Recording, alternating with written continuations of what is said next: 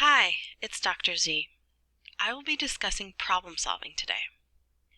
By the end of this video, you'll be able to describe the techniques used in problem solving and common obstacles that occur. Feel free to pause the video at any time to take notes on the lecture handout. So, how do you solve problems? Do you bang your head against the wall?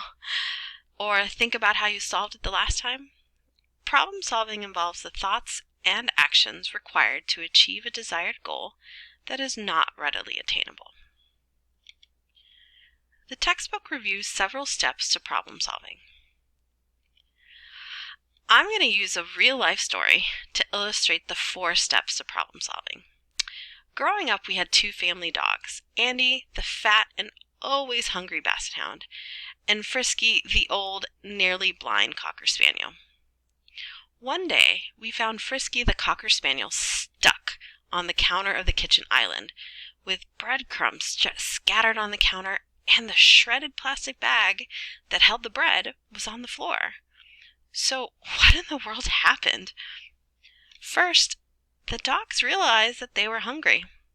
They didn't want their dog food, and the basset hound must have seen the loaf of bread on the counter. The problem is that each dog individually could not have gotten the loaf of bread that was left on the counter. Second, they had to come up with some strategies to solve their problem. The kitchen stool was still too high for either dog to reach, so they had to figure out a way to get to the stool, because from there, it would be easy to hop on the counter. Third, they had to evaluate solutions and engage in some trial and error. The stool had to be swiveled around to step on, and Frisky, the cocker spaniel, had to use the back of Andy, the basset hound, as a step to get to the stool and then to the counter.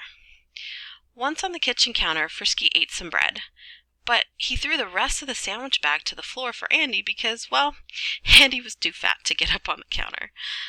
After this first incident, we actually videotaped repeated attempts by both dogs to get back on the kitchen counter, and we witnessed how they had to rethink and redefine their problem over time, especially when we moved the kitchen stools away from the counter island. There are 3 specific strategies to use when problem solving. The first strategy is sub-goals. The prefix sub means below or a part of something greater. In problem solving, we take a large, complex problem and break it down into smaller steps or sub-problems. In this example from the Lego movie, Emmett has broken down his entire morning routine into smaller steps to complete.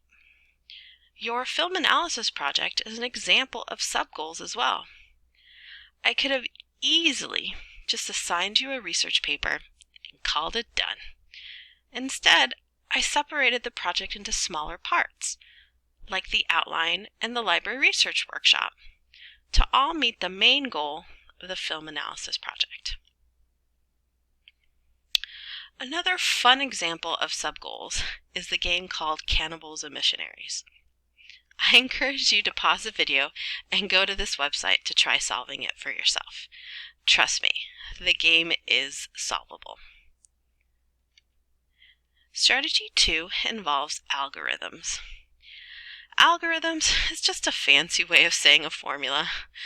In other words, we use a systematic step-by-step procedure that, if followed correctly, will solve the problem. How do you use algorithms every day to solve a problem? Do you use a recipe for your favorite chocolate chip cookies? Do you know exactly what you need to do to get your parents to agree to your request?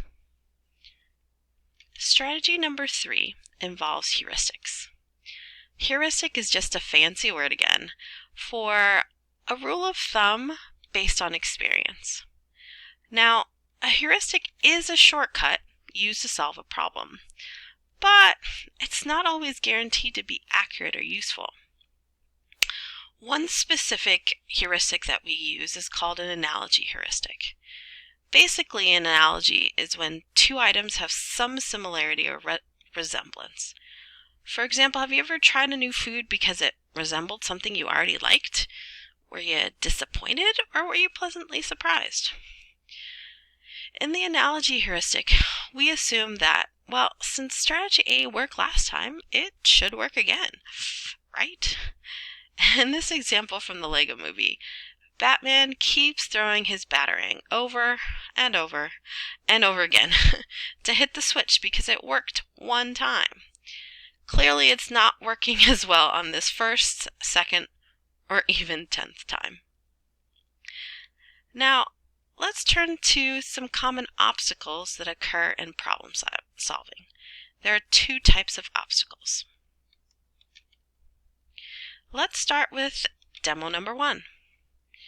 Without lifting your pencil or retracing any line, draw 4 straight lines that connect all 9 dots.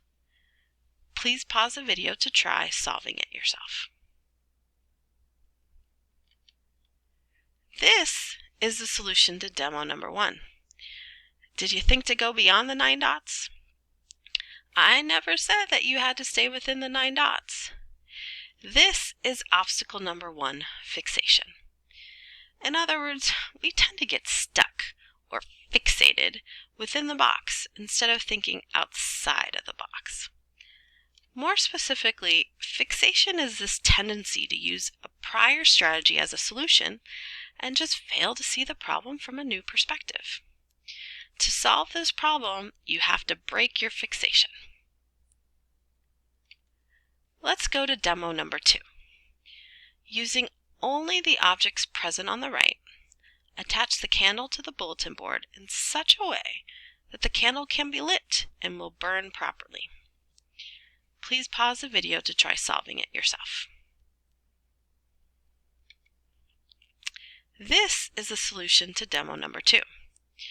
Were you able to think about how to use the box in a new way? Most students do not think to take the thumbtacks out of the box and use the actual box.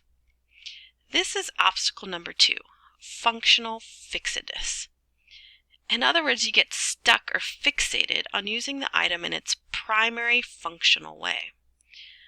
More specifically, functional fixedness is the fixation on an object's usual way or function and failure to use the object in a novel way to solve a problem. In summary, there are 4 steps to problem solving and several strategies to use when trying to solve a problem. Additionally, there are 2 common obstacles that individuals can run into. Understanding all these aspects is valuable in how successful you will be in future problem solving. The photos used in this video are property of the above-mentioned film.